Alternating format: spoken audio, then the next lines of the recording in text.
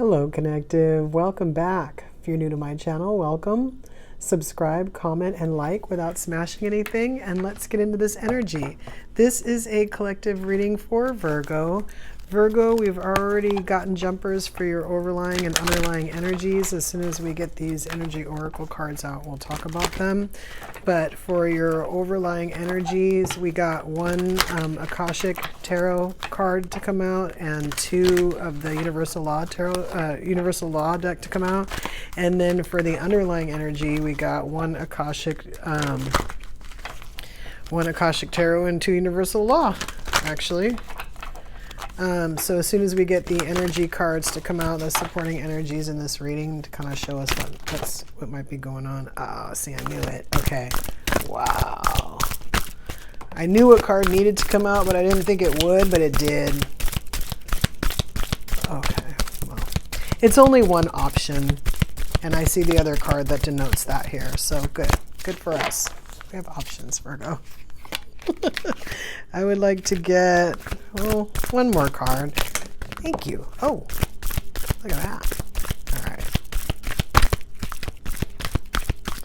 right. Okay, so now once we look at these other cards that we can't see, we'll talk about how it makes sense with what the cards are that are already on the table. I'm not going to turn anything over right now. We're just going to leave it be. And then we're going to talk about our overlying energy. So our overlying energy out of the Akashic is the Four of Roses. This is views of the ego. So this picture has three people in it. There could be three people in this situation. This could be work, love, or life. This could be anyone or anyone you know in any situation, right? But for this, in the purposes of this card, there's three people standing in front of a mirror. But the person in the middle, their mirror image is like staring back to them with like an air of superiority. It is talking about an ego. It is talking about somebody who has an ego. It is talking about somebody who's not very nice, who's selfish, who doesn't treat people very nice, who only thinks about themselves. And anytime they give advice, it's always about what they want in the situation. Yes, that's what that card is. And then we have, interestingly enough, from the Universal Law Tarot, or the Universal Law, I keep calling it tarot, it's not. The law of giving and receiving. Give away a material belonging you love to someone. So the law of giving and receiving, that's not necessarily, I'm not telling you to give this person a gift. We'll get back to that though.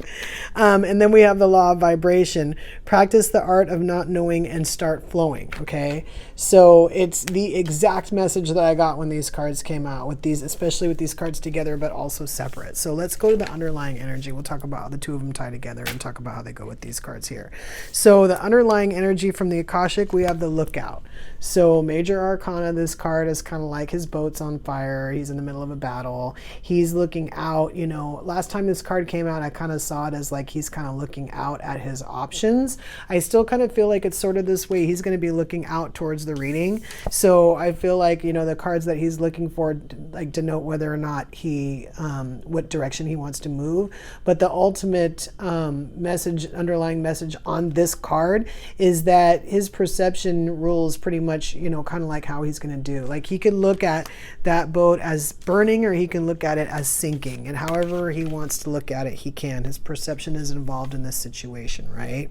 And then we have the law of oneness. Release the need to make anyone wrong and unify with your truth. So I don't really feel like this is necessarily making anyone wrong, except we have somebody in this situation who is wrong.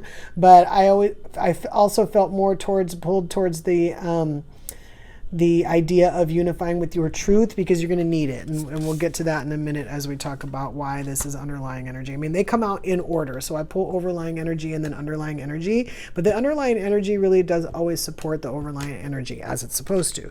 So we have the law of increase. You were born for greatness. So again, you have this selfish person in this overlying energy, and then you have born for greatness. So I was thinking, well, the only card that could really come out to kind of help you with to really reach greatness in this particular situation is the walking away card, which is the first card that I saw. Where is it? So this selfish person, boss, family, friend, whoever, you might need to walk away from them. We're actually going to put this over here. You don't necessarily have to. We'll talk about that, okay? but you can also go on a journey with them, or you can walk away and go on a journey after that. We also have happy family. So you can either walk away towards the happy family, or you can try to have a happy family with this person, if this person is in your family. So we have the 7th chakra, Archangel Uriel. So crown chakra on the table. This is usually like our intuition telling us what we need to do in this situation. We have caring connections. So it doesn't necessarily have to be family, could be friends, could be anybody in a relationship. We have strategy.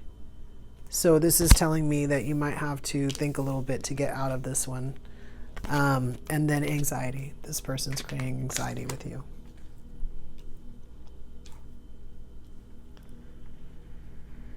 So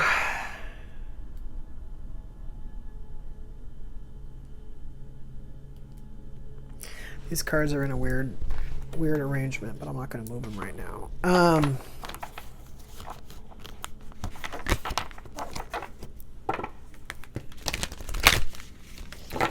So Virgo, I was going to say if you're the rude person. Well, I don't know. You know what? Let's address the rude person, because we're going to spend a little, not that much time on it. Okay, Virgo. If you're the rude, self-absorbed, self-preserved, self-everything person, this law of vibration is telling you that what you put out is what you're going to get back, okay? So you may not, necessarily want, negative things coming back at you, but if you're putting negative things out, they will come back to you. If you're trying to reinforce the idea that negative things come to you, then putting negative things out would be a great way to do that. And then you have the law of giving and receiving. And so this is giving away something, right? Giving away material belonging to you love to someone, but this is also like, give as to how you would want to receive, right? Again, we're talking about the same thing. We're talking about what you put out is what you get back. We're talking about if only what you're putting out is driven by your ego, what you're going to get back is driven by other people's egos. If you have people around you who love you, who are caring connections, and who are a happy family, and they're around you, you won't necessarily get the match that you're putting out from them. You might get it from other people out in the world. You might get it from your job, or you might get it from total strangers, so that this exists, okay? So you're being reminded that to look at your situation for, to adjust your perception on how it really is. There's a possibility that you might be looking at yourself in a different way than you're looking at others, causing you to feel like you're better than others in a situation that shouldn't be, which brings us to the law of oneness. Everyone is the same. Everyone is just as valuable as everyone else. The variety is what makes everyone so valuable. You can't take that away just by claiming to be special. Everybody's special.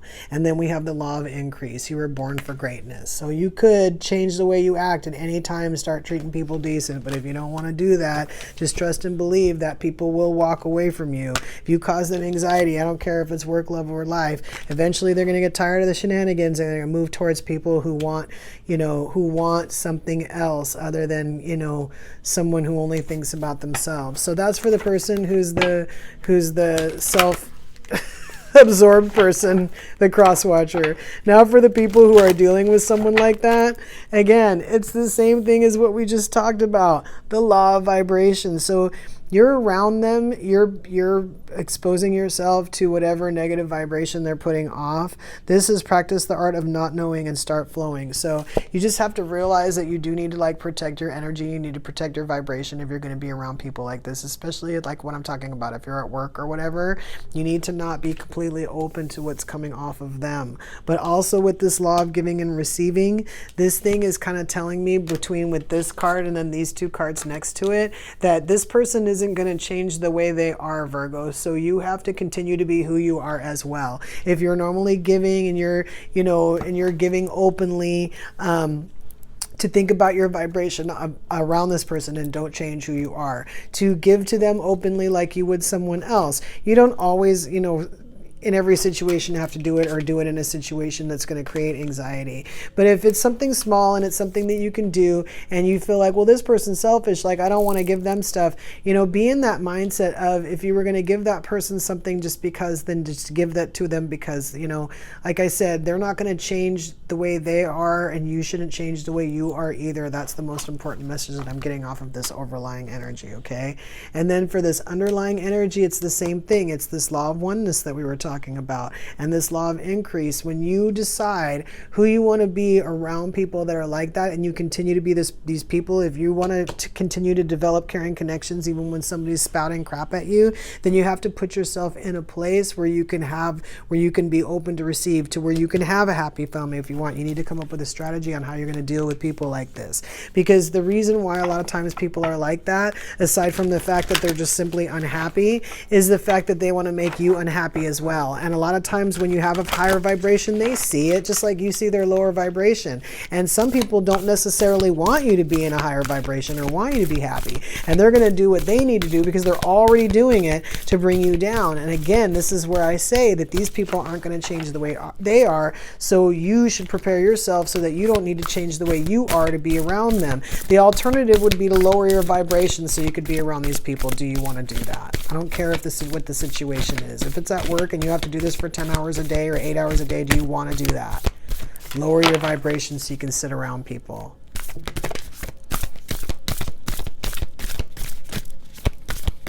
Then you need to deal with the ramifications of that when you try to have like more caring connections, or you try to deal with other people whose vibrations aren't low. You're gonna have to like raise it just to deal with people.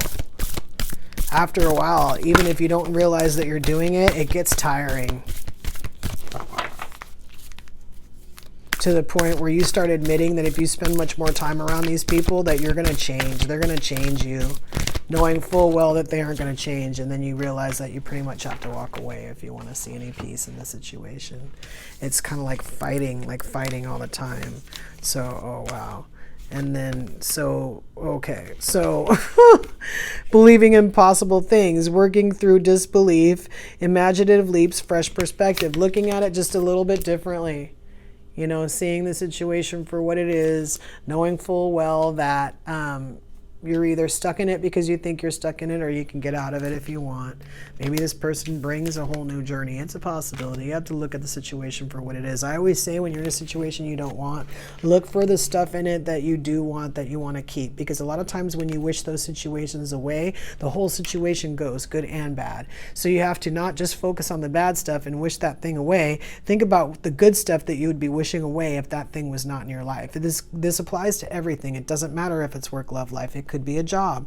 Also, we have mortality on the table. Life is brief, bright, beautiful, and yours to live. So you can end the situation at any time.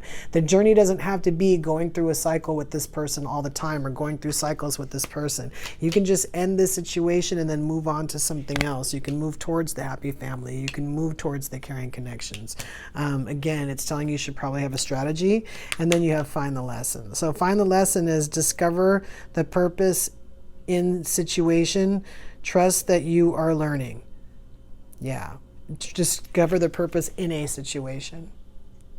There's a reason why you went through it. That's what we always say. These situations with these people. A lot of times if you're an empath, you went through it because you needed to learn how to like create boundaries and say no. But in this particular part of the lesson, I feel like this oneness and this staying true to who you are, holding your vibration, and like I said, treating that person as you would everyone else. It makes sense to me, Virgo. It's like, I'm not a Virgo, but I'm a Virgo rising.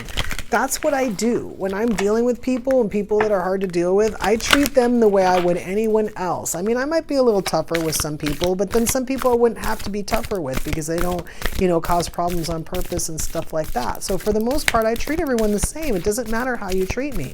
So it's one of those things where if you want to be nasty and all that stuff, a lot of times once you walk away and I start dealing with someone else and I'm in that same even mindset, I've watched my vibration, I can have a totally, you know, welcoming, fun, friendly conversation 30 seconds after an unpleasant conversation, because I don't let that person drag my vibration where they are. I don't bring myself to the point where they are. I'm the lookout. You know, I treat everybody with the oneness, and I make sure that, you know, I treat them in a way that I would want to be treated. This is always the case. So what came out? We have last quarter moon in Libra, make time for self-love. So there could be a Libra involved. And again, this is part of kind of saving yourself and like figuring out what you need in a situation and not necessarily walking on eggshells for someone else. You have full moon in Aquarius, be real. So you have Aquarius. So last quarter and full moons on the table. And then what else do we have? We have last quarter moon in Pisces, talk less, feel more. So it's a possibility that you are believing in impossible things, making excuses for other people, trying to figure out if you can even get through that. Meanwhile, that other person is just kind of moving no holds barred and creating anxiety for you. Which again brings us back to having a strategy on how you're going to deal with them. Because a lot of times with people, especially when they're when the way they behave is the way they always behave, or they do it really well because they've been doing it for a long time, you kind of, if you're not hip to that, you're not used to that, you don't realize that behavior, you don't want to get sucked into something anymore, a cycle, you have to kind of come up with that way out of it. You have to kind of figure out how you're going to handle it, like I said, while still being yourself. That's the strongest position you can take, because when you handle it while still being yourself and manage to somehow get yourself out of it, even if you don't get yourself out of like the huge situation, but the little ones, then you kind of will become a little bit less of a target, but people will also kind of see what you will and won't tolerate, or how you're going to handle that, or when you do handle it, you keep your integrity, however you're dealing with it, type of thing, right? If your way of handling it is to always treat somebody with respect, then people will see that, even if you don't think anybody sees that. There's a good possibility that the rude person might even see it. You might treat them differently than other people do when they're talking to people, and they might see it. You might not see it because you don't see how other people talk to them at the grocery store or whatever, right? This is what I'm talking about. Meanwhile, you can continue to be who you are and not feeling like you should have behaved a different way, or you should be doing. Eventually, as you're dealing with this, the situation will be ending for you. Yeah, it could be you that kind of gets out of it in a way that you didn't want. Like I said, if this is a boss, the boss isn't going to leave the job and then let you stay and run the place. So it's one of those things where you could end up losing your job through no fault of anyone's. It might not even be because he's a jerk or whatever. You might just end up losing your job. The whole company might close, or something might happen, might burn to the ground. Who knows? Anything could happen. This is the mortality of the situation that we're talking about. If situations need to be ended by you and you don't end them, a lot of times they will be ended for you. You need to find the lesson in any situation before or after that happens. You need to find the lesson. Preferably, I always say, find the lesson before the situation is ended for you, so you can end it yourself. You could save yourself a lot of anxiety. You could save yourself the journey of having to go on the unpleasant journey. You can kind of just walk away, kind of thing, before you have to go through the unpleasant journey and then walk away. Again, when you're in cycles with people, like some people know what I'm talking about right now. They've been in enough cycles where they get it. You know, they may not have known that they could walk away earlier in the situation, earlier in the cycle, or at the first cycle. But that, again, is being true to us. We always will succumb to what we're willing to take. Once we get to our limit, we put our foot down, right? For sometimes when you're watching a friend, you know, and you see them going through something, a lot of times your threshold for their tolerance is a lot quicker than theirs, because you get tired of watching them go through something. They go through it 20 more times before they finally get tired of it. You're kind of over it already. That's what this make time for self-love is. It's to love yourself more than the person that's putting you through that cycle. Love yourself more than the condition that's allowing you to stay in that cycle, or complete a new, like create a new cycle or complete another cycle kind of thing. So at this point, I really want to know what our blind spot is, Virgo. I really want to know what's kind of keeping us from being able to like deal with this person properly. I see us wanting to, and I see us having integrity, but I see a little bit of stifling from getting to the things that we want over here, and an indecision about how to deal with this person, or whether or not we want to walk or not walk, or this story right here. This could just be a story. We'll figure that out. We'll see what that journey card 100% is in the extended. So if this is your reading, Virgo, meet us over at the extended. The link will be in the description. If not, until we meet again.